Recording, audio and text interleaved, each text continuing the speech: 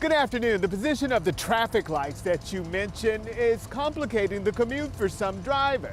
They want to know, should I stop or should I go?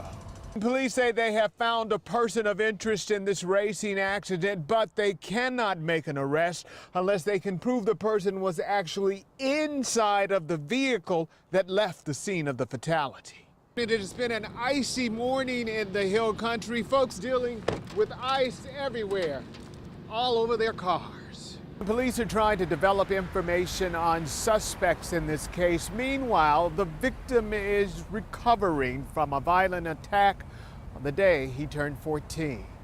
Happy Thanksgiving.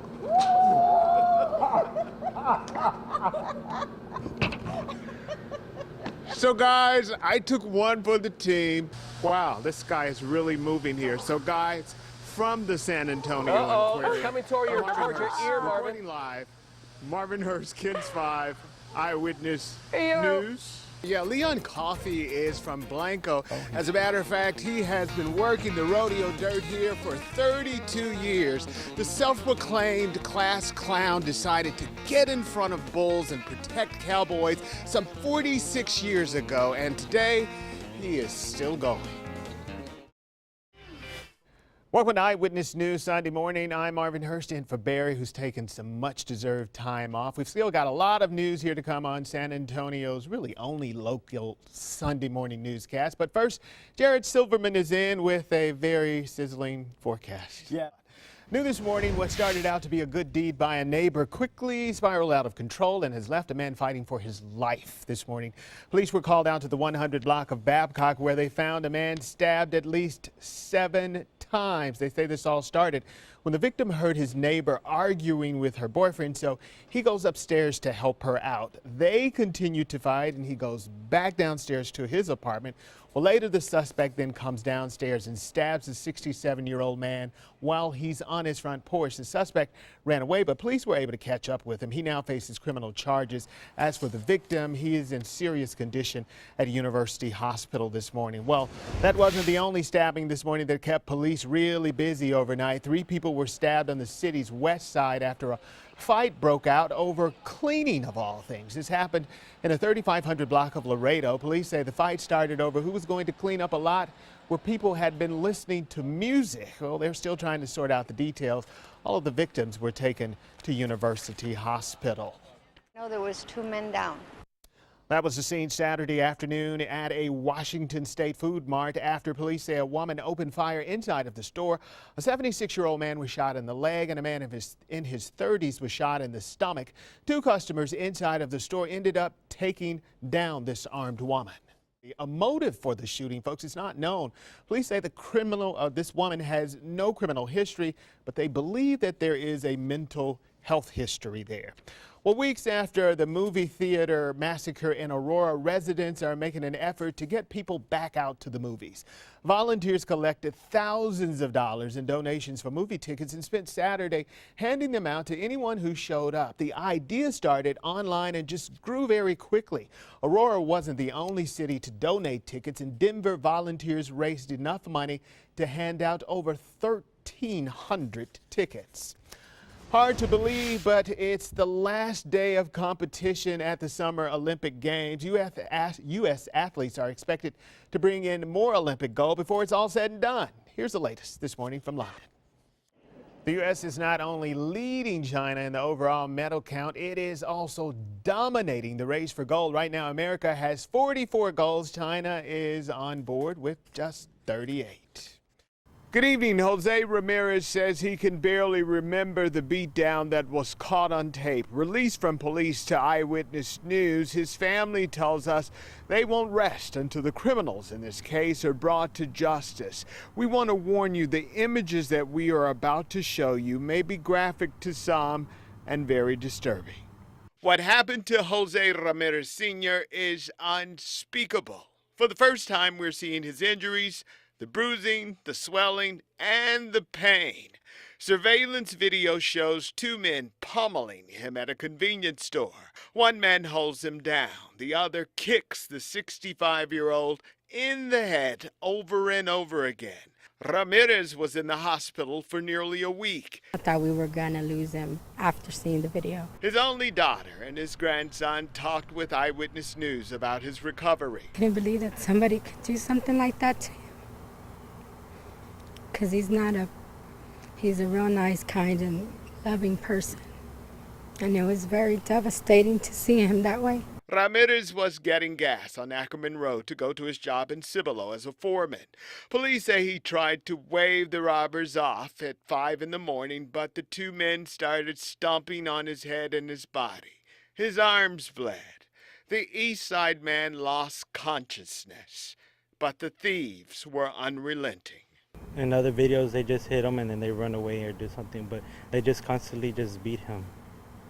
And it didn't even look like they cared. Mr. Ramirez is beginning to remember more about this crime. Plus, he's getting stronger. His family thought the beating would be too much to overcome. If you are out there, just turn yourself in. You deserve to pay for what you did. My dad didn't deserve this.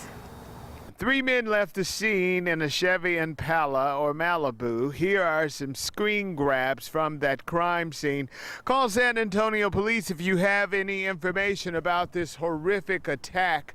Marvin Hurst, KENS 5, Eyewitness News. Good afternoon. The position of the traffic lights that you mentioned is complicating the commute for some drivers. They want to know, should I stop or should I go? Like the left turn signals, it'll mistaken the drivers to go up ahead and stop in front of the line. Miguel Hernandez is trying to give a simple description of the traffic lights at Fredericksburg Road and Medical Drive. His account is accurate, but just like the drivers at the intersection, it's confusing. They're weird.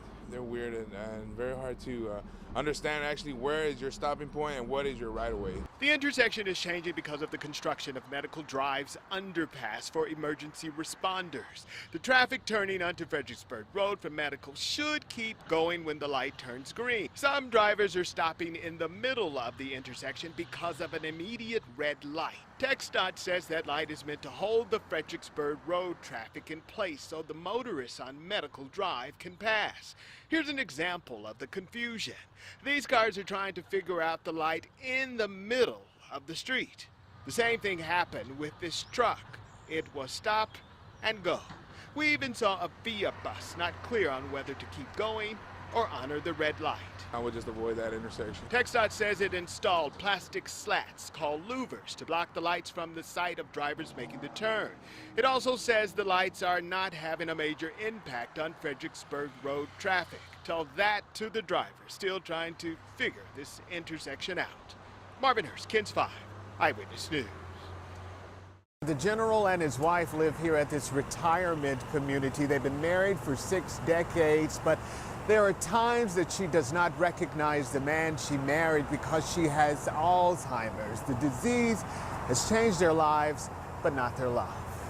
Well, Iris, we're going to go. There's not a day that goes by retired Lieutenant General Tommy Thompson doesn't spend with his wife.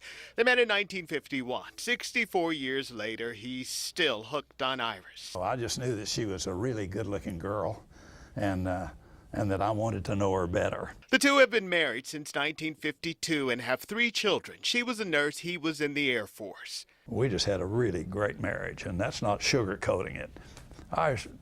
Iris never raised her hand. Well, maybe she raised her hand, but she never hit me. Not once. Life was wonderful when they retired in 1985. Iris, do you remember the times when we used to hike the trails in Big Bend National Park? Mm-hmm. Remember that? I do. And they had those signs that said, beware of the mountain lions and don't feed the bears. Then life took a change when Iris recognized she had Alzheimer's symptoms. The doctors confirmed the couple's fear in 2001. Since that time, her condition has declined. She's in the advanced stage of dementia, but she still has moments of great lucidity, and we still have moments of great quality of life. It's different. The 3-star general is now husband and caregiver in a battle with his wife's formidable disease. If you want to be crass about it, You'll hear some folks say, well, my wife and lover has become my child. But those roles haven't changed. And just the way those roles are carried out have changed. But his love never wavers because his heart still beats for the woman he loves so deeply. I like this morning. It's gorgeous outside today.